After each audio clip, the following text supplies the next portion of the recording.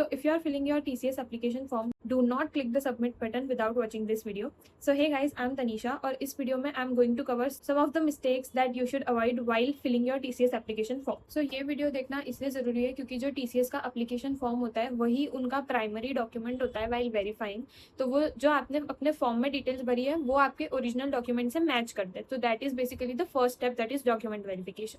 और अगर आपने वहाँ गलती कर दी, वहाँ अपनी डिटेल्स मिसमैच कर दी, तो आपका एप्लीकेशन फॉर्म रिजेक्ट भी हो सकता है और फिर आपको इंटरव्यू में जाने ही नहीं दिया जाएगा, आपको अलाउ नहीं करेंगे। दैट इज वाई ये वीडियो देखना बहुत ज़रूरी है, क्योंकि जब मैंने 14 जुलाई 2026 को अपना TCS का फर्स्ट एवर इंटरव्यू दिया था, उस टाइम मेरे काफ़ी सारे बैचमेट्स को ये प्रॉब्लम फेस करनी पड़ी थी and some of them were not able to give the interview. So I hope कि आपके साथ ना हो, इसलिए वीडियो को पूरा देखना। So let's start the video. जो फर्स्ट सेक्शन होता है हमारा, वो होता है हमारा पर्सनल डिटेल्स। तो ये ऑलरेडी फिल्ड होती है, जब आपने पहले अपना पोर्टल पे रजिस्टर किया होगा तब से ही ये डिटेल्स आती है। तो वहाँ पर अपने फर्स्ट सेक्शन में आपको जो भी आपका कंप्लीट नेम है, if you use middle name तो मिडल नेम यूज़ करना है, if you don't use middle name तो मिडल नेम मत यूज़ करना, पर अपना नाम की स्पेलिंग सही होनी चाहिए।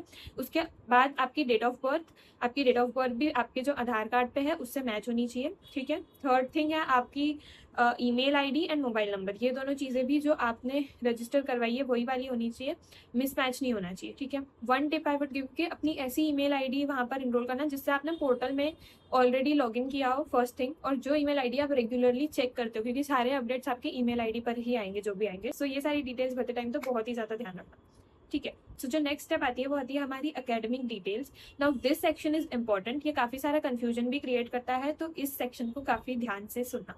सो सबसे पहले एकेडमिक डिटेल्स में आपके आते हैं 10th के मार्क्स। 10th के मार्क्स के टाइम वो आपसे आपका SSC रोल नंबर मांगते हैं। सो जो आपकी मार्कशीट पे ऊपर रोल नंबर मेंशन होता है, आपको वो वहाँ पर ऐड करना है। अनदर कन्फ्यूजन जिसके बारे में मुझे कमेंट भी आया था कि क्या हमको बेस्ट ऑफ 5 मार्क्स लेने हैं या हमारे ओवरऑल मार्क्स लेने हैं। सो गाइज, जो भी मार्क्स आपके मार्कशीट में लिखे हैं ना, टोटल ऑब्टेन्ड, आपको वही मार्क्स लेने हैं और जितने टोटल मार्क्स दिए हैं वो मार्क्स लेने हैं, क्योंकि पोर्टल अपने आप ही उनका परसेंटेज कैलकुलेट कर लेगा। सो जो आपका परसेंटेज आपकी मार्कशीट पे है और जो परसेंटेज पोर्टल कैलकुलेट कर रहा है वो दोनों सेम होना चाहिए।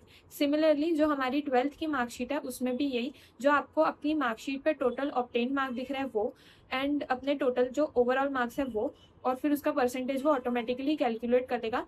तो दोनों जो मार्कशीट पर है और जो पोर्टल कैलकुलेट कर रहा है वो परसेंटेज सेम होनी चाहिए। देन आता है आपका ग्रेजुएशन वाली डिटेल्स। तो वहाँ पर भी जो आपका लास्ट सेम होता है उसका वो CGPA पूछता है, ठीक है। So most of the grading system में CGPA 10 होता है, तो 10 और जो आपको लेट्स से आपको 7.5 समथिंग मिला है तो उसका परसेंटेज वो खुद ही कैलकुलेट कर लेगा। तो ये भी जो है, जो आपका CGPA है ऑब्टेन्ड आउट ऑफ टोटल, और जो भी उसका परसेंटेज है वो मैच होना चाहिए। तो ये एक ऐसी चीज़ है जो बहुत सारे लोग गलती कर देते हैं, बट प्लीज़ अपने कोई भी अलग मार्क्स मत डालो। जो आपको आपके मार्कशीट पे मार्क्स दिख रहे हैं वही मार्क्स डालो, जो परसेंट है वो मैच होने चाहिए एट एनी कॉस्ट, ठीक है। उसके अलावा अगर आपको कोई बैकलॉग्स है तो उसका भी ध्यान रखना। वहाँ पर एक बैकलॉग के लिए एक एलिजिबिलिटी क्राइटेरिया होता है स्पेसिफिकली कि 0 होनी चाहिए, 1 होनी चाहिए, 2 होनी चाहिए। आई एम नॉट श्योर क्योंकि मैंने वो सेक्शन फिल नहीं करा था, बट अगर आप कर रहे हो तो उसका भी ध्यान रखना, वो भी बहुत इंपॉर्टेंट पार्ट होता है।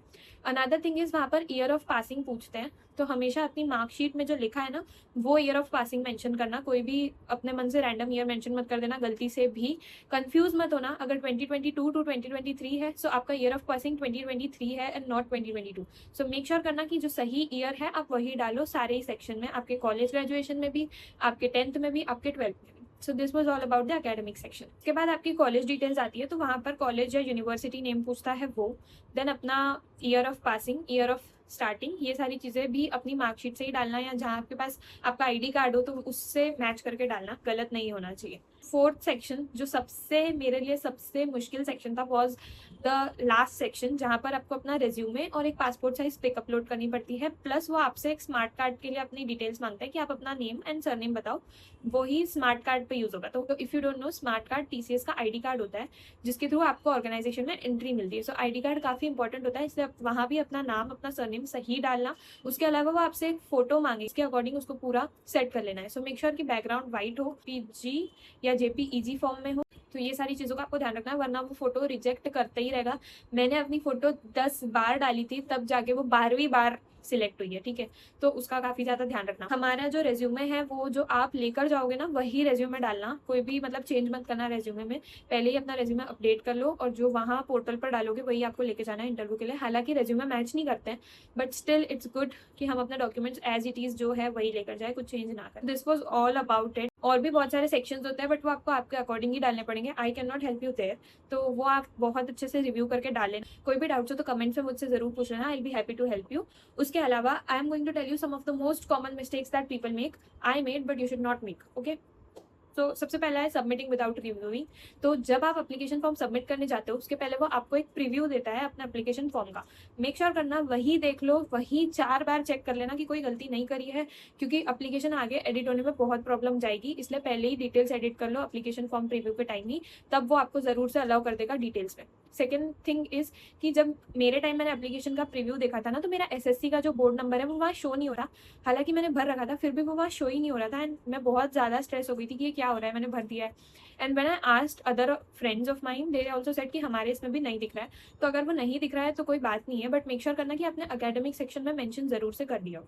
उसके अलावा आपको कोई भी अनप्रोफेशनल सी ईमेल आईडी नहीं देनी है। प्लीज़ जो यूज़ करते हो वही ईमेल आईडी देना, प्रॉपर अपना नेम में वाली ईमेल आईडी देना, कोई भी अनप्रोफेशनल सी ईमेल आईडी मत देना, ठीक है। Okay, so one more thing जो मैं आपको बता दूँ एक्स्ट्रा की, कि अगर आपने कोई मिस्टेक कर दी है ऑलरेडी फॉर्म फिल करते टाइम और अब वो एडिट नहीं हो रही है, तो जब आपका वेरिफिकेशन होगा मेक श्योर करना कि आप उनको बता दो, जो भी टीसीएस की टीम आएगी, कि आपने ये मिस्टेक करी है एंड आपको उसको करेक्ट करना है। सो मे बी वो आपको ऐसा बोल सकते हैं कि आप एक ईमेल करो जो भी उनकी टीम रहेगी उनको, तो वो आपकी डिटेल्स अपडेट कर देंगे। अगर आपने गलती ऑलरेडी कर दी है और आपकी साइड से एडिट नहीं हो पा रहा है, so don't worry, be honest, उनकी टीम को बता दो आपने जो भी गलती करी है एंड आप वो मिस्टेक मतलब कैसे करेक्ट करनी है वो आपको एक ईमेल लिखने बोलेंगे। मेरे केस में मैंने भी एक गलती करी थी मेरे पापा के नेम की स्पेलिंग में। सो उन्होंने मुझे बोला था कि आप उन्होंने ईमेल दिया था उस पर ईमेल कर दो एंड हम हमारे एंड से उसको सही कर देंगे। देन बाद में जब मैंने अपना एप्लीकेशन फॉर्म देखा, सो दे एक्चुअली करेक्टेड इट। तो अगर आपने मिस्टेक कर दी है डोंट वरी, उनकी टीम को जाके बता दो कि क्या गलती करी है and they will take care of it. And या that's it for this video. So अगर आपको वीडियो थोड़ा सा भी हेल्पफुल लगा हो तो वीडियो को लाइक कर देना, चैनल को सब्सक्राइब कर देना, and I will see you in my next video. Till then, bye.